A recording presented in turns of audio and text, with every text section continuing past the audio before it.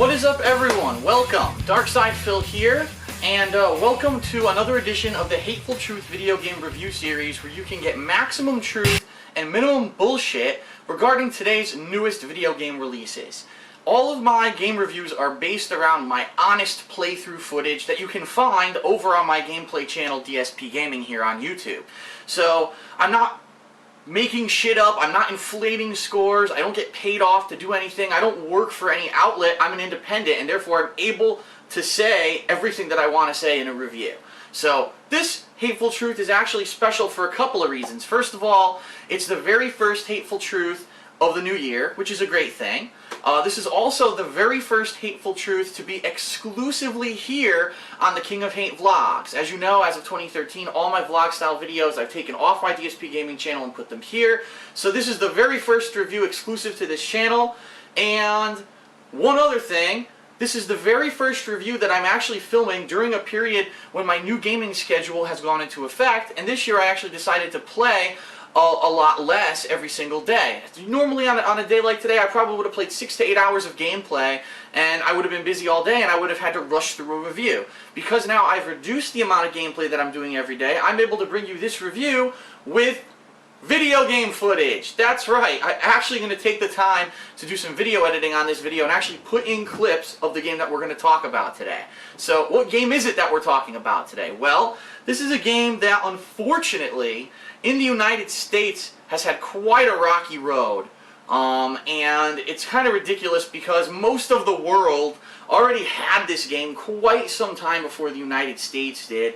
It just suffered delay after delay, and the sad part is most people said this game was already dubbed and ready to go like a year ago. It was already fully dubbed in English, so they just have no idea what took it so long to get published and to come out here in the United States.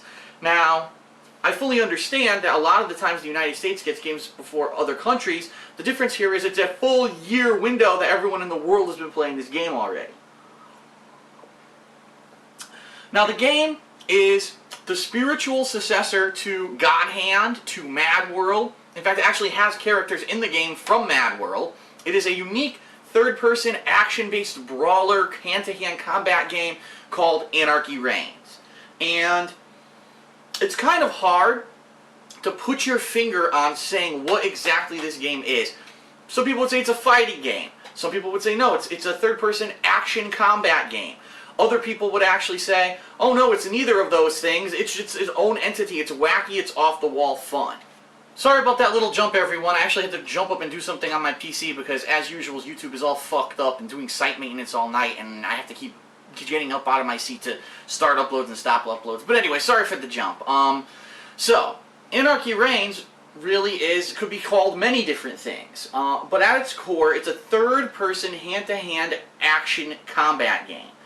And it actually has two completely different kind of sides to it. There's actually a single-player campaign that actually features two different characters, two different sides of the same story, and that actually is kind of interesting and fun and different than the multiplayer online, which is fast, furious, competitive, and it really is a different aspect of the game. So let's talk a little bit about each aspect of the game. First, let's talk about the single-player campaign and get it out of the way. So, Anarchy Reigns starts off with a confrontation between the main character, Jack, sorry about that, who is the main character from Mad World. Now, this is not a direct sequel. Don't believe that this is like a continuation of that plot, because it's not. But it's just technically it's the same characters, kind of in a different setting in a different world. So Jack from Mad World is a bounty hunter, and he's out to find this guy called Maximilian, who apparently is on the run for supposedly killing a child.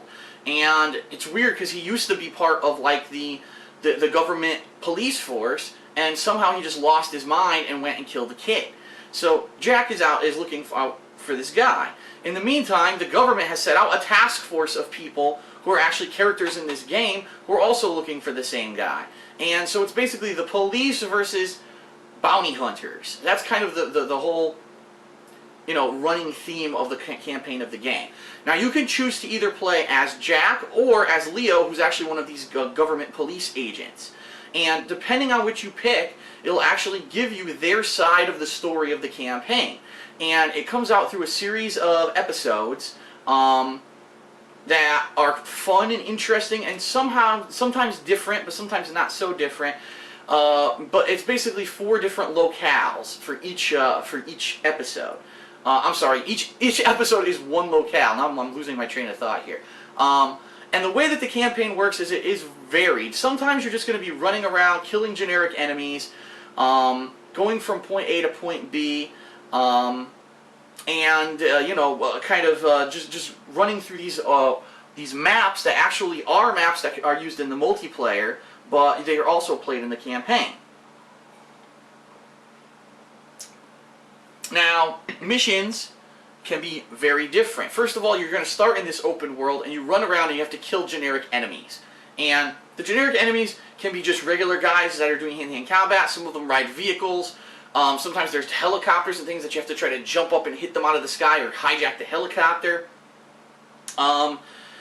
Or there are actually tougher generic enemies that are big, brutish mutant monsters that you cannot do like full melee combos to. You have to kind of use like power moves to kill them. After you kill a certain amount of guys, what happens is you rack up points, and as the points accumulate, you unlock missions. Now, there are 2 types of missions in the game. There are free missions, which are basically missions that are only purpose of them is it's like a mini game, plus the purpose is to build up more points so that you can unlock more missions, but you can replay them as many times as you want. And then there are the main missions, which are the actual chunks of story, explaining the plot of either I keep calling him Jake, either Jack or Leo hunting out this Maximilian guy who's on the run and trying to catch him. And during the course of the game, you're going to be running into different characters who actually are in the game. You'll have epic like standoff boss fights against them, and if you beat them, you actually unlock them to play as them in the multiplayer. So it's interesting, it's fun, it's cool to when you're playing through the campaign, to be on one side and see one perspective, and then to play it from the other side and see the other guy's perspective. And then once you beat both campaigns and you've unlocked all the standard characters, you actually unlock a 3rd mini-campaign where it's basically the final boss fight, and you get to play as whoever it was, the first character that you picked in the game. That's the character you get to play as at the end of the game during the final boss fight. You also unlock the ability to play the story mode with any character. So it actually opens up additional story mode content. And in addition to that, if you beat the game again from the flip side, so let's say you first played as Jack, then you played as Leo, then you beat the game. If you start over and you play it through as Leo, and then you play it as Jack, and then you beat the game from the other perspective, you unlock the final character in the game who is playable online. So I've talked a lot about what the story mode entails, but I haven't talked a lot about the combat, which is the primary focus of the game, okay? The combat in Anarchy Reigns, it's hard to describe because it's not exactly like anything I've ever played before. It seems like a unique combination of many different elements. A lot of people say this game really plays like God Hand, but I never played God Hand. I would kind of give a more throwback reference and say it's more like a Power Stone, but a more serious Power Stone where there's more complexity to the game. You're going to be running around, you have light attacks, you have heavy attacks, you have light special moves, which I think they call killing moves in this game, heavy killing moves, you have grapples, so you can throw, you have a block ability, you can dodge roll, and there is weapons and items and things that spread out through all the stages that you can actually use to your advantage. So it could be rocket launchers or guns, sniper rifles, or melee combat weapons to do extra damage. So how does it work? Well, basically you build combos by just pressing buttons. You can do multiple light hit combos, multiple heavy hit combos. You can sometimes combo a couple light hits into some of the killing move attacks that everyone has. Now everyone's killing moves are different. Jack actually has a chainsaw from Mad World, and he's swinging his chainsaw around. Leo actually has like these cool fusion blades that are on his body that he uses to do slashing attacks during his killing moves. Now you can't do killing moves unlimitedly. You have to build them up over the time of combat by either connecting with combos or getting hit yourself. Even getting hit will build up your killing move meter and allow you to do these moves. So, basically your goal here is to figure out what is a good strategy with your character, what's a good combo that you can use as like almost a bread and butter combo against the AI and also against human opponents when you play online. And there's going to be some complexity to the combat in regards to, well, maybe there's a move that if you hit it the right way it juggles, and then you could do 1 or 2, 3 more hits, combo into a killing move, or maybe you can knock them down and then grapple them off the ground. So every character has different combos and juggles and strategies and things that work out in different ways. There's also what's called an instant attack, where if you double tap in any direction and press a button, you'll do like a dashing quick move, which can lead into a combo as well. There's also running attacks. Once you're running for a certain amount of time, you build up speed, and when you press a button, you'll do a stronger attack that may juggle or it may do something different, have some kind of property. So ideally what it is you're going to be fighting hundreds upon hundreds of generic enemies to unlock missions. You're going to play through the missions. You're going to have boss fights against the cast of the game, which is pretty fun. And then you're going to also have boss fights outside of just the characters of the game. There's a giant kraken that you fight. There's giant robots that you fight. So it is actually, the campaign really is a campaign they put thought into. It wasn't like, oh, let's just throw together a single-player story campaign like a lot of fighting games do. A lot of fighting games have a story mode that really is just a glorified arcade mode. That's not the case with this game. A lot of effort, a lot of time, a good script. In fact, the story is actually pretty entertaining, and the combat is pretty good. The one real negative thing that I have to say about the campaign is that it is somewhat repetitive when you're fighting the same enemies over and over and over. And unlike in other games like this, you don't unlock new abilities or new combos or anything during the course of the campaign. Who you are at the start of the campaign is exactly the same character as who you are at the end. You don't gain any moves or anything. So it's not like you don't feel like you're always doing something new or anything like that. And sometimes it can actually be boring to the point where, you know, if you don't like the character you're playing, you might not like the game. But there is one special thing that everyone does.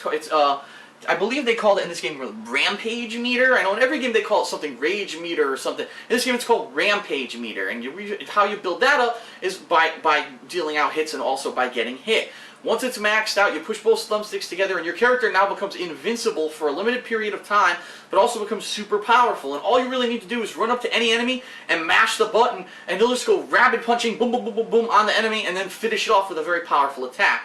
And this could be a lifesaver, because maybe you're fighting 3 big super mutants, and they're pounding the shit out of you, and then all of a sudden, you're about to die, but then, oh, I got it. You do the rampage, you could maybe kill 2, if not all 3 of them, before the rampage runs out, and as you kill enemies, some of them drop life, so sometimes you can even get life back by doing that. So that's really the story mode and the campaign and the explanation of how it works in Anarchy Reigns. But really, what I think more people were going to spend the bulk of their time on is the multiplayer, because this game was made to be a multiplayer game. And the multiplayer is pretty crazy in some instances, simply because it has the capabilities to support up to 16 players at once, and most people play either deathmatch or free-for-all. And this can be extremely chaotic, and what I mean is, these maps are large, and they have areas where you could jump between them, and sometimes you'll spawn in a different area, and all of a sudden a fight will break out in one area as opposed to another area. It's very chaotic. But first, let's talk about the game modes. You got your standard deathmatch / battle royale, where it's just a free-for-all, and you could do smaller matches that are like 4 people, but you could do the 16-man match, which is absolutely chaotic.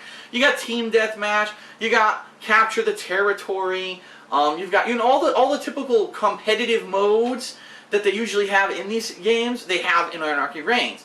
Problem, though, is that not many people are playing much or at all besides battle royale, deathmatch, or team deathmatch. I think that's really because those are the game modes that people understand. Those are the game modes that in every game they exist. So I think people are like, oh, I'm going to play what I'm used to and what I understand rather than take a chance trying to play one of these crazy game modes on the side. And it's unfortunate because when I played online, I did want to play more game modes, but every time I went to join a match, it would just give me the same game modes, and it seemed that's where everyone was playing.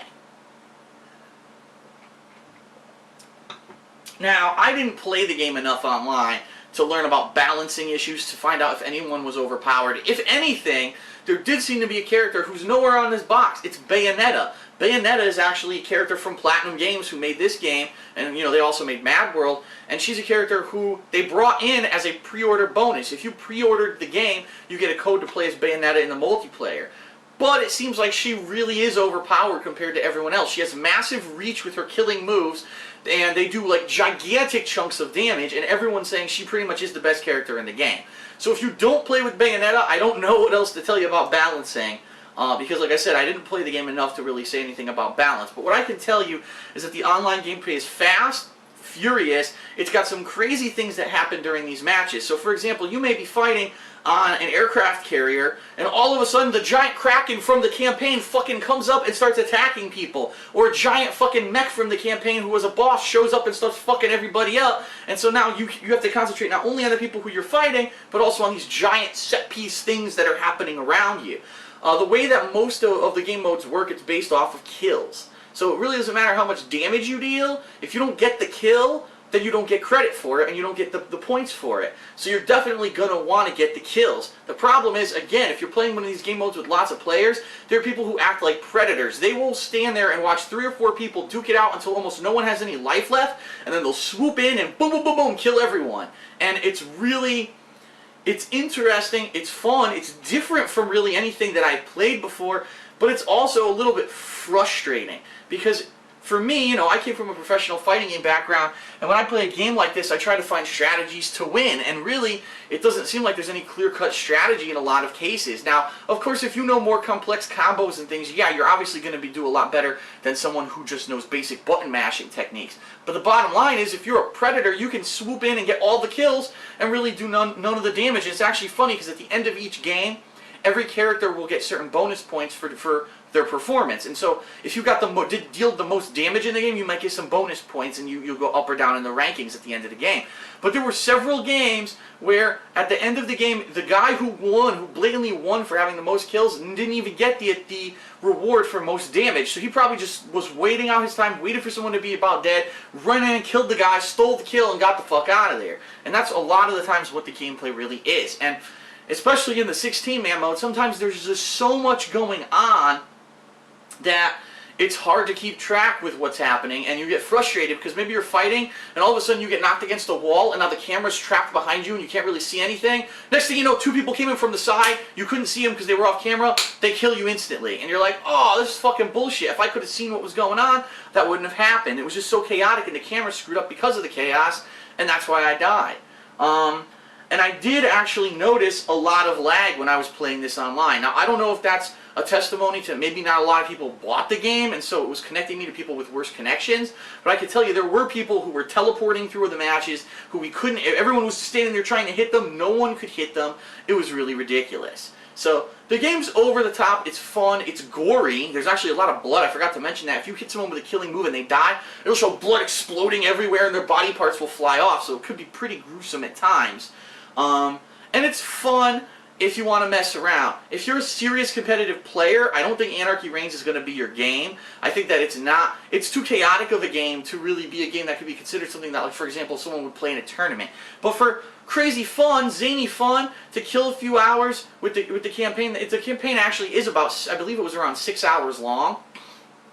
So to kill some time on the campaign, and then to go ahead and then jump online and play it online, this might be a game that every once in a while you want to play online. I don't think, again, it's going to be something you're going to take seriously, but if you just like to have zany fun, this might be your game. But I do think the game has some flaws. I do think that the combat is a bit simplistic.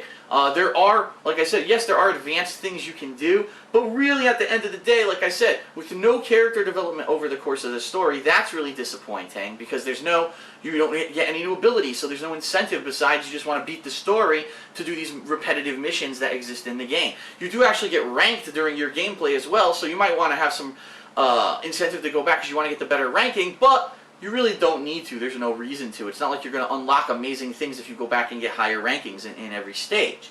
So I do think that the campaign is too repetitive.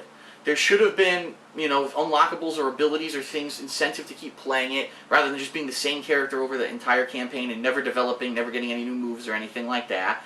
I think the online multiplayer is fun, but it's too chaotic and with the wonky camera and the chaos that ensues and the fact that there's this crazy shit going on, Kraken interfering with your fights and everything. I don't think you can be taken seriously as a fighter. That doesn't mean it's not a fun game, it just means it's not a competitive fighter, in my opinion, okay? So, Anarchy Reigns, overall, what do I think of it? I think it's a fun game. I think, honestly, for the price, because I didn't even mention this yet, since this game was released in America so late, they actually gave a reduced price. This game is only $29.99 in stores right now. It's literally a half-price game. So it actually does have a full game's amount of content for the price of a game, you know, that's a discounted game, and that's a great value for your buck. But is this a game that you absolutely must play? It's you don't want to miss it. I wouldn't necessarily say that. I would say it's good for a little bit of fun. It's good for a little bit of a time killer. It's an interesting story in the campaign, but it's not anything that if you miss it, oh no, I missed one of the best games of the year. I don't really think so. I think the game is fun, and you might want to play it every once in a while, but it's not anything to write home about. It's nothing groundbreaking, revolutionary, or so fun that you must have it. So overall, I give Anarchy Reigns a 7.25 out of 10. It's okay, it's fun, but it has problems. It's definitely not a competitive game, and you might want to run out and get it because it's only $30 and you're going to have a lot of bang for your buck. You're going to get lots of hours of gameplay out of the game, but it's not the most complex gameplay. It's not exactly the most, fun thing in the world, and so you might want to skip it. Okay, so that is it for the very first Hateful Truth of 2013. I hope that you found it informative. I hope now that you have a better opinion of Anarchy Reigns, you know whether or not you actually want to check it out. And I hope that you enjoyed this Hateful Truth that actually had video footage in it for a change. So, thanks for watching. I will see you next time on the Hateful Truth, where I'll give you maximum truth and minimum bullshit about the newest video game releases. And I'll see you then. Peace.